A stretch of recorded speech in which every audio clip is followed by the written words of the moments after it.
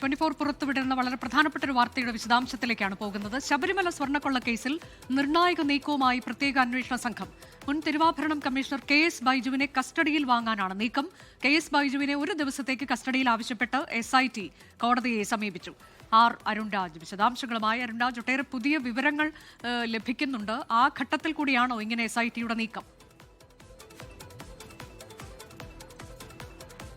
അനുജ, സുപ്രധാനമായ നീക്കമാണ് പ്രത്യേക അന്വേഷണ സംഘത്തിന്റെ ഭാഗത്ത് നിന്ന് ഇപ്പോൾ ശബരിമല കേസിൽ ഉണ്ടായിട്ടുള്ളത്. കാരണം ഈ കേസുമായി ബന്ധപ്പെട്ട് ഇപ്പോൾ കോടതിക്കുള്ളിൽ നടക്കുന്ന നീക്കങ്ങളിൽ ഏറ്റവും പ്രധാനം ഈ കേസിലെ സുധീഷ് കുമാറിന്റെ ജാമ്യാപേക്ഷ ഇന്ന് കോടതിക്ക് മുമ്പാകെ എത്തി. അതുകൂടാതെ തന്നെ ഈ KS ബൈജുവിന്റെ ജാമ്യാപേക്ഷ പരിഗണിക്കുന്ന ഇന്ന് തന്നെയാണ് ഈ KS ബൈജുവിനെ കസ്റ്റഡിയിൽ വേണമെന്ന് ആവശ്യപ്പെട്ടുകൊണ്ട് ഇപ്പോൾ പ്രത്യേക അന്വേഷണ സംഘം കോടതിയെ സമീപിച്ചിട്ടുള്ളത്. ഈ കേസിൽ KS ബൈജുവിന്റെ കസ്റ്റഡി അനിവാര്യമാണെന്നും പുതിയ വെളിപ്പെടുത്തലുകളും പുതിയ തീരുമാനങ്ങളും അടക്കം വന്നിട്ടുണ്ട്. ഈ ചില മൊഴികൾ അത് ഈ കേസിൽ ചില നിർണായകമായ വിവരങ്ങളിലേക്കാണ് വിരൽ ചൂണ്ടുന്നത്. അതിൽ KS ബൈജുവിന്റെ പങ്കടക്കം വ്യക്തമാക്കുന്നതിന് കൂടുതൽ ചോദ്യം ചെയ്യൽ വേണം.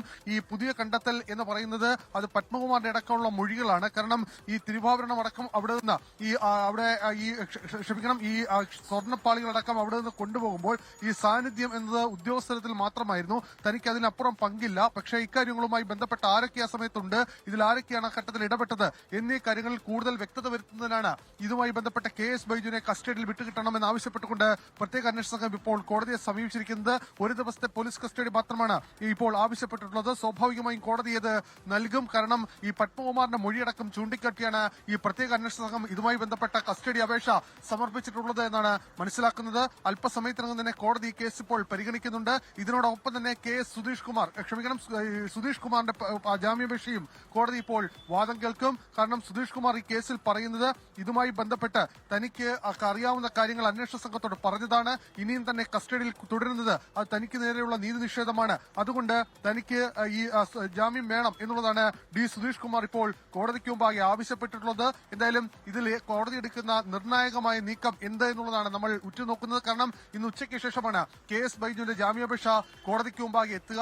ആ കോടതിക്ക് മുമ്പാകെ ജാമ്യാപേക്ഷ എത്തുന്ന അതേ ദിവസം, ആ തീർപ്പ് കൽപ്പിക്കുന്ന ദിവസം കസ്റ്റഡി ആവശ്യപ്പെടുന്നതിലൂടെ ഈ ജാമ്യാപേക്ഷയെ എതിർക്കുക എന്നുള്ള സ്വാഭാവികമായ നടപടിയാണ് പ്രത്യേക അന്വേഷണ സംഘത്തിന്റെ ഭാഗത്ത് ഇക്കട്ടത്തിൽ ഉണ്ടായിട്ടുള്ളത്.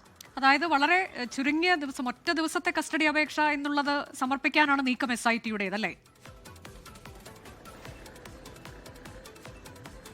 അനുജ, തീർച്ചയായും ഒറ്റ ദിവസത്തെ കസ്റ്റഡി അപേക്ഷയാണ് സമർപ്പിക്കുന്നത്. പക്ഷേ അതിലൂടെ SIT മുന്നോട്ട് വെക്കുന്ന അല്ലെങ്കിൽ SIT കോടതിക്ക് മുമ്പാകെ ബോധ്യപ്പെടുത്തുന്ന കാര്യം ഇതിൽ KS ബൈജുവിന്റെ പങ്ക് വളരെ വലുതാണ്. KS ബൈജുവിന് ഈ കേസുമായി ബന്ധപ്പെട്ട പല കാര്യങ്ങളും അറിയാമെന്ന തോന്നൽ കോടതിക്ക് മുമ്പാകെ കൊണ്ടുവരാൻ കഴിയും. സ്വാഭാവികമായും കസ്റ്റഡി കാലാവധി കഴിഞ്ഞ് ഇവിടേക്ക് ഈ കോടതിയിലേക്ക് KS ബൈജുവിനെ കൊണ്ടുവരുമ്പോൾ KS ബൈജുവിന്റെ പങ്ക് കുറച്ചുകൂടി ഷാർപ്പാണ്. ഈ കേസിൽ ഇൻവോൾവ്മെന്റ് എത്രത്തോളം ഉണ്ടെന്ന് കോടതിയെ ബോധിപ്പിച്ചുകൊണ്ട് ഈ ജാമ്യത്തെ പൂർണ്ണമായി എതിർക്കാൻ തന്നെയാണ് പ്രോസിക്യൂഷനിൽ തീരുമാനം. കാരണം ഈ കേസിൽ ഈ ഘട്ടത്തിൽ പ്രതികൾക്ക് ജാമ്യം നൽകിയാൽ അത് അന്വേഷണത്തെ ബാധിക്കുമെന്ന് ഇതുമായി ബന്ധപ്പെട്ട കാര്യങ്ങൾ ചൂണ്ടിക്കാട്ടി കോടതിക്ക് മുമ്പാകെ SIT ബോധ്യപ്പെടുത്തും.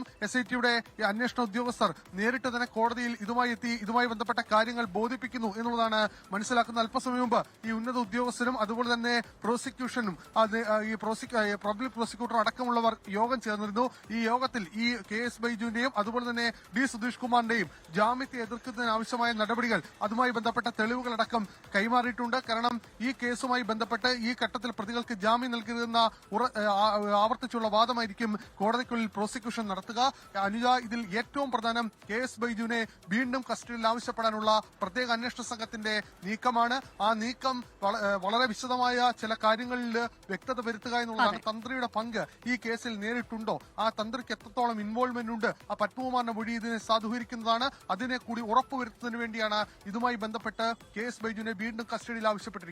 അതാണ് വളരെ പ്രധാനപ്പെട്ട നീക്കങ്ങളിലേക്കാണ് SIT കടന്നിരിക്കുന്നത്. ശബരിമല സ്വർണ്ണക്കൊള്ളയുമായി ബന്ധപ്പെട്ട് അതിൽ പത്മകുമാറിന്റെയൊക്കെ നിർണായകമായ മൊഴി ഇപ്പോൾ SITയുടെ പക്കലുണ്ട്. ആ അടിസ്ഥാനത്തിൽ കൂടിയാണ് മുൻ തിരുവാഭരണം കമ്മീഷണറായ KS ബൈജുവിനെ കസ്റ്റഡിയിൽ വാങ്ങാൻ ഒരൊറ്റ ദിവസത്തേക്ക് കസ്റ്റഡിയിൽ ആവശ്യപ്പെടാനുള്ള അന്വേഷണ സംഘത്തിന്റെ നീക്കം. ഇന്നിപ്പോൾ ജാമ്യാപേക്ഷ പരിഗണിക്കാനിരിക്കുകയാണ് കൊല്ലം വിജിലൻസ് കോടതി. ഒപ്പം തന്നെ സുധീഷ് കുമാറിന്റെ ജാമ്യാപേക്ഷയും കോടതി പരിഗണിക്കും. കോടതി എന്ത് തീരുമാനം കൈക്കൊള്ളുമെന്നുള്ളത് വളരെ നിർണായകമാണ്.